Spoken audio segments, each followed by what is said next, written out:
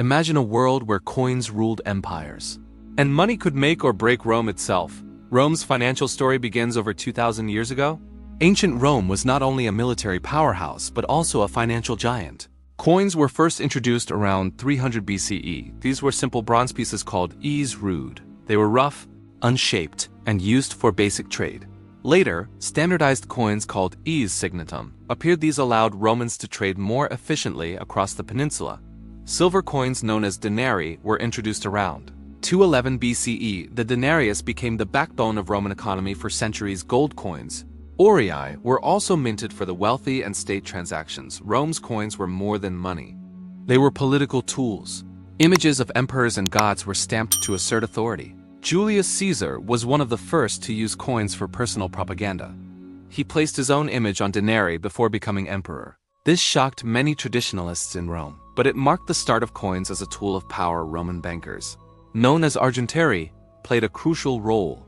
They managed deposits, loans, and payments for merchants and citizens. Interest rates varied depending on the risk and social status. Some provincial loans had rates as high as 12% annually. The banking system was sophisticated. Even by modern standards, moneylenders also extended credit for land, trade, and military needs. Rome's trade network stretched across the Mediterranean and beyond.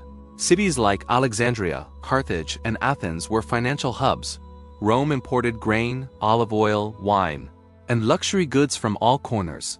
The annona system ensured citizens received subsidized grain. This public welfare program required careful financial planning. Coins were used not just for trade but for paying soldiers and funding projects. Roman emperors relied heavily on taxes collected from provinces. Taxes included land, trade, and poll taxes. Collected efficiently, tax collectors were often wealthy citizens or contractors. The empire's vast infrastructure projects, like roads and aqueducts, relied on these funds. Debasement of coins became a common practice during financial crises. Silver content in denarii was reduced to stretch state resources. This eventually led to inflation and public distrust in currency. Despite challenges, Roman coins remained a symbol of stability and power. The wealth of Rome was visible in its architecture. Villas and public buildings. The elite invested in luxurious lifestyles, often funded by provincial taxes. Slaves were considered both labor and financial assets. The Roman economy was complex, balancing trade, taxation, and public spending. Rome's financial stability began facing challenges in the 3rd century CE. The empire grew too large to manage efficiently. Military expenses soared, and border defenses were costly to pay the army. Emperors began reducing silver content in coins. This process was called debasement. A denarius that once contained 95% silver now had as little as 50%. Inflation surged, and citizens lost trust in money. Prices of bread, wine, and basic goods skyrocketed. The government attempted to control prices with edicts, but black markets and hoarding made it almost impossible. Farmers and merchants struggled to adapt to the changing economy. Barter became more common in rural areas.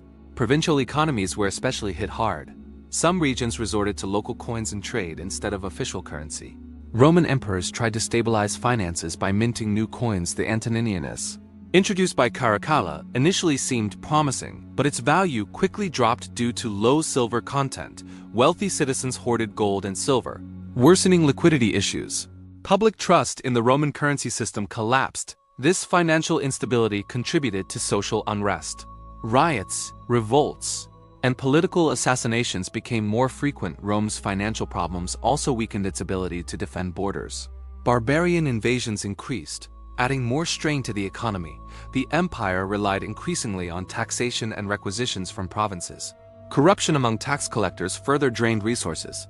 Despite these issues, trade continued within and outside the empire. Luxury goods, spices, and silk still flowed into Rome. Merchants adapted by using more stable currencies from other regions. Financial creativity emerged as a survival strategy.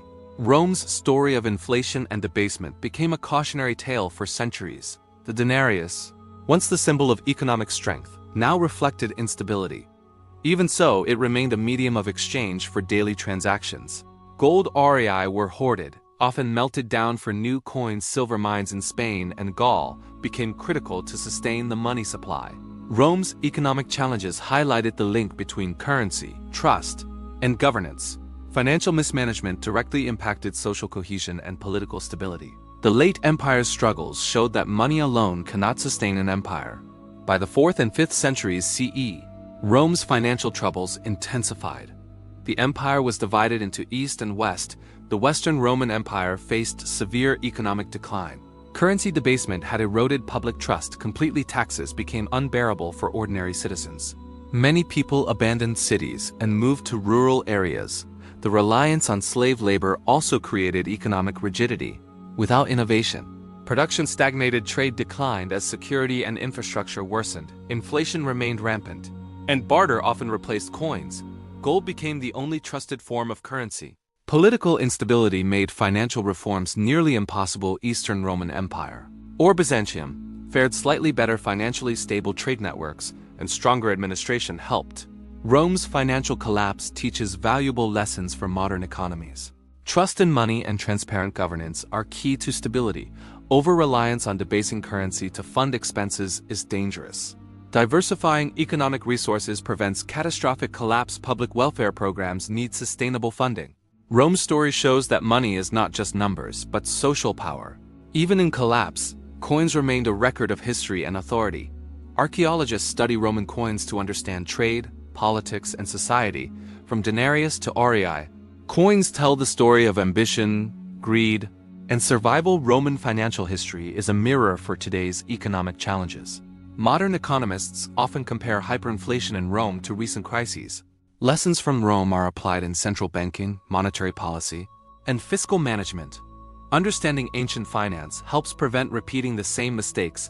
Rome's financial journey is both a warning and a source of insight. Coins, taxation, trade, and banking shaped the rise and fall of the empire. From military funding to daily commerce, money was at the heart of Rome's story.